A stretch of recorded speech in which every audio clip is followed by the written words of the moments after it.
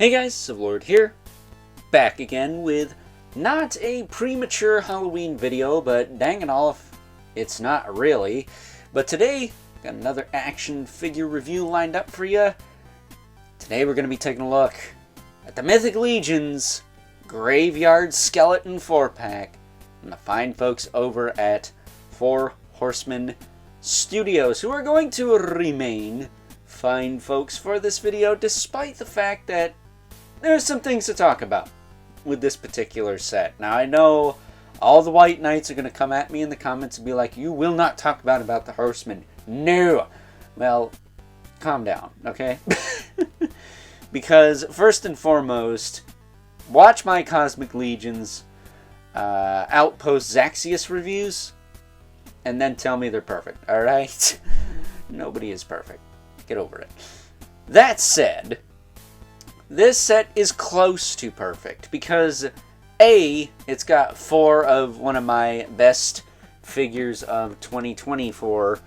This guy right here. This is the OG Skeleton Legion Builder 2 in the bleached color scheme.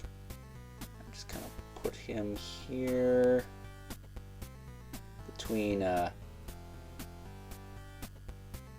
Pumpkinhead Fred and Gluey Louie there. You can see that, yes, you do get 4, essentially, Skeleton Legion Builder 2s, which is awesome. And you can see that they are also a little bit more on the spooky, scary skeleton side of things as far as color goes. They are more of a black and white tone. And I think I like that a little bit more just because it's more Halloween-y. Right down to the pumpkin head there. So there is that.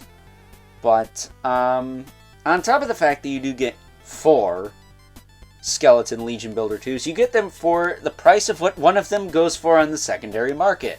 This set is $100. After tax and shipping, it's roughly $110. That is if you have tax anyways.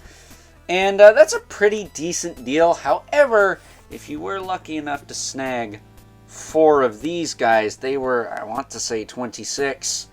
And then shipping from the Horsemen directly was $10. So you're looking at a little bit more than $110, probably close to $115. $115 maybe, unless you live outside of the continental US, then you got those fees and things to worry about. But for $115 you got, again, one of the top figures of 2024 right there. And he came with a belt, a shield, a sword, a spear, and 3 sets of extra hands on top of the 2 he's got on him already. And those were the different grip hands, some fist hands, and some pointy finger hands. You didn't get any extra heads. These guys come with extra heads, like these 2 on the end here. Fang Face Francis and Pumpkinhead Fred. They do actually come with regular skull heads. And Fang Face Francis does also have a pair of alternate feet that aren't quite as monstrous. Those are the Terpiculi feet he is rocking there. However, does that justify losing half the weapons? We'll find out, because we cut right to the chase and get into the meat and taters of this review. Take a look-see at all the accessories these guys have to offer. You get 2 spears, none of which are Brittany spears, so that's a bit of a bummer. But either way, you get 2 spears, you get 2 swords, you get 2 shields with handles, and no belts. Sad face. I would have liked a couple extra belts, if I'm being honest with you.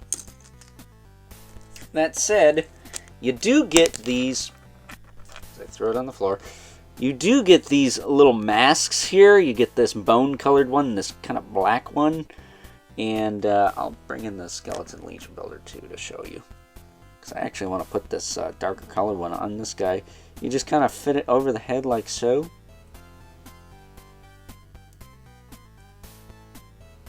At least in theory. There you go. And it fits right over. It almost feels like it fits better on this guy than it does on those two. So there you go. Skeleton Legion Builder 2 is starting to accessorize there with a black mask. Friend of the channel, Patrick Boyle, is actually sending me another one of these black masks for my other Skeleton Legion Builder 2, who I have been kind of kitting out with extra stuff like the wristbands from the Terpiculi. I do have the extra pauldrons from the, what is it, Deluxe Orc Builder Kit from the War of the Aether Blade. I never reviewed that figure, so if you guys want to see a review of that, I guess let me know. But this guy will have one pauldron, one strap, one sword, one shield, one spear, and he already has the appropriately hinged wrists there.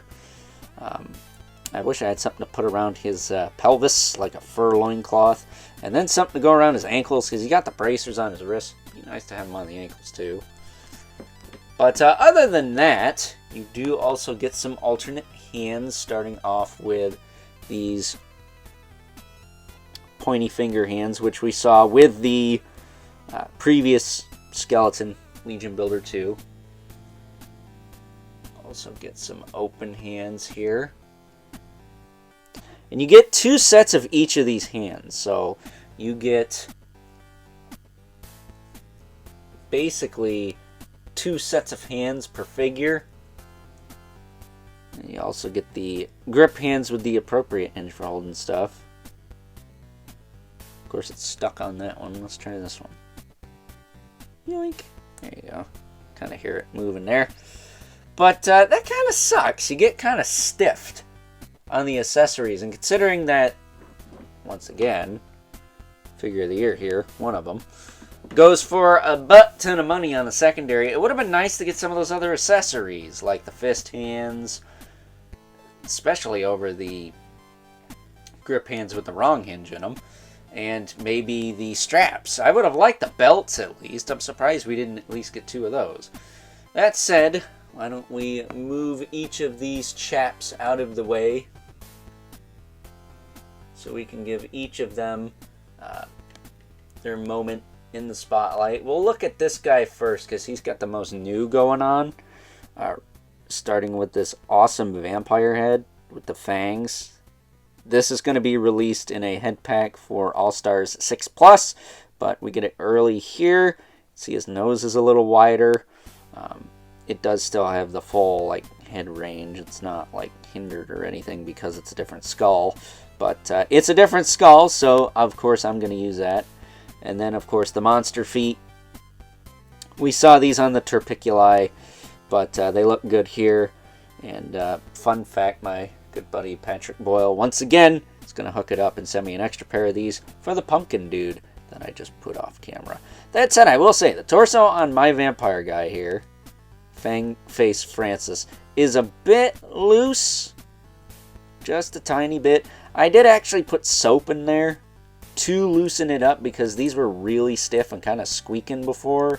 So I popped them apart and put soap in there. So that's probably on me. So that's whatever. Worst case scenario, I do plan on making one of these guys a Grim Reaper. So I might throw the robe on this looser body and it'll help kind of hold it in place. But it's not like super bad. It stays in place. If anything, it's butter smooth. But I will say it's tighter like sideways, which is weird. But either way, I worked all the soap out of there, and well, it is what it is. But as far as articulation on these guys go, the heads can look up, they can look down, they can tilt side to side. Of course, hinged jaw on all the skull heads.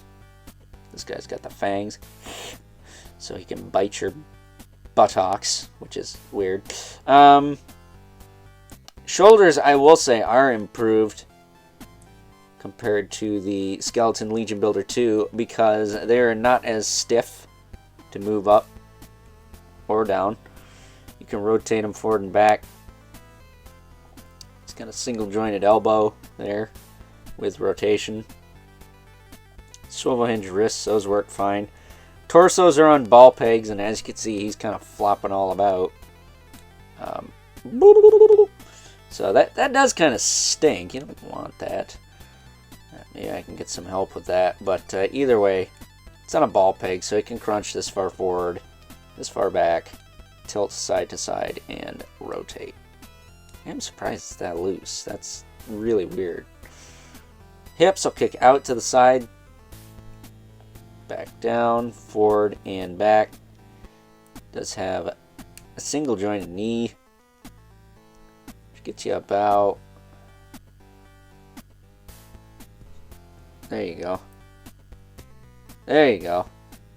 That much range. So that's pretty good. Way past 90 on that.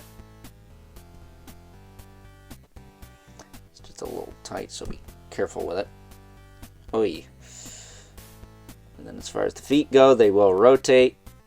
And they will hinge back and forth. And then he does have a rocker with peg holes at the bottom of the feet.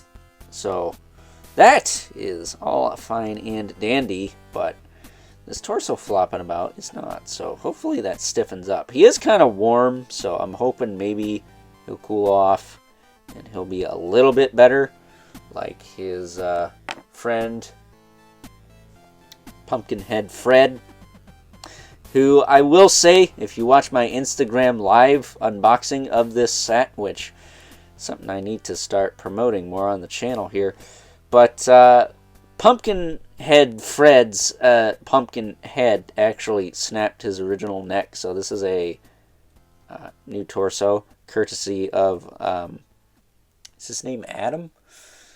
And Diego from Horsemen customer service, so shout out to them for getting this out, so I can have a figure that's not busted, because bussin' is cool, busted is not. But his torso is a little better than the vampire's. It's not as loose, but it is not as tight as it was fresh out the package either. So I feel confident in moving this around.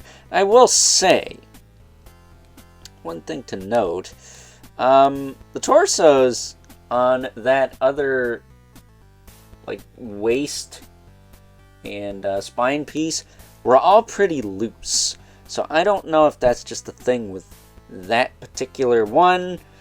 I've had that happen before with the 1.0 ball pigs and the torsos. For whatever reason, I think it was my Fury Clan orc, his torso was floppy loose, and literally any other figure's torso was loose on that particular peg. So I might need to see if I can't do some kind of trade and get another one and send this to somebody who's got some adhesive they could tighten that up with. But at any rate, Pumpkinhead Fred is not loose, and we'll also have some monster feet at some point. So that will be cool. Kind of mix things up a bit. And now we have Gluey Louie, because he had a neck that popped off. It didn't break off. I actually unglued it intentionally to make sure Pumpkinhead Fred actually did snap his neck and kill himself again. And then his waist came unglued. So this one is a little bit, well, I'd probably say he's more stable than the other ones. But either way, he is glued. And shout out to Mr. Brian for doing that, by the way. He uses his Crynite stuff, so that is not coming off. I did lube up his head, just in case. But he will actually most likely be donning this mask here. So that kind of makes him a little different there, but either way, I do like the regular skull, but I think adding these masks is a fun addition. But it would have been nice to get 4 of them, especially one for the vampire. That would have been kind of neat. But either way, that is Gluey Louie. And last but certainly not least, we have Titus, because he is by far the tightest of all of them in the torso department. Like, I had to put soap in here twice to get this to work this well. And it is fine now. It works okay. I did not have to put anything in his head, but it works just fine as well. But yeah, this guy is pretty freaking tight. He might actually become the vampire. I'm not sure. Once again, I might use that looser one for Reaper, or see if I can't work out a trade with somebody who's cool and help me out with that, because I don't have adhesive to tighten these things up. I just don't. I'm not a customizer. I don't do that. I don't mind loosening something up, but I shouldn't have to add to what I already paid, you know, decent money for. Granted, these are a little bit more affordable than a lot of Horsemen product, but at the same time, nobody wants to waste time fixing stuff, do they? So, that is it. I guess I'll leave this guy here so we can do some comparisons. Standing him up. Why don't we just bring in our two regulars? The Mythic Legion's Brother Mandibilith, right here. And the infamous 11 Spawn, right there. And if you're wondering about this backdrop, this actually came from the box. It's probably a good thing that I busted it out, because, well, these skeletons would have blended right in with my backdrop, my regular backdrop. So, shout out to the Four Horsemen for including that. But there is the standard skeleton with those two. Get him out of the way. Bring in Fang Face Francis. He's got the monster feet, so he might have a little bit more height on him. There. See how he scales with Brother Mandibilith and 11 Spawn. Get him out of the way. I'm really hoping that tightens up overnight. That is pretty loose. And then we have Pumpkinhead Fred, arguably the tallest, because, well, he's got a pumpkin for a head, obviously. Not paying attention when I said Pumpkinhead Fred, you silly goose. But there you go. That said, that Pumpkinhead is reused from the Headless Horseman. I actually thought it was new when I initially opened this thing, but it is not. But he is the tallest by a stem. And that is that, man. That is the Graveyard Skeleton 4-pack in a nutshell. So, with that being said, it is time now that we move right along and wrap things up with some final thoughts. Overall, and aside from not coming with as many accessories as buying 4 Skeleton Legion Builder 2s, arguably for the same price, give or take, I will still say that I do thoroughly enjoy the Graveyard Skeletons here, despite the fact that they do have some shortcomings, at least as far as being compared to said Skeleton Legion Builder 2 goes. I don't think they are quite up to par from a quality standpoint as those figures, or even some of these skeletons utilizing the same parts from the Necronominous wave. I'm not sure if it's a paint thing, I'm not sure if it's a colored plastic thing, or what, but they just did not feel quite as, I don't know what the word I'm looking for is, but quite as good as those other skeletons. So hopefully any issues the Horsemen have taken note of from this set, they will implement fixes and changes to future releases. That way we don't have those problems, right? So with that being said, I hope you guys enjoyed this review. Until next time, I'll catch you guys later.